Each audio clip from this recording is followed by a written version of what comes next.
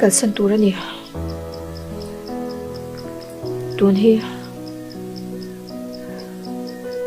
atop na ni rose kapalo ho ma in ka thlen ni ngai takal to me ang ma se kan ta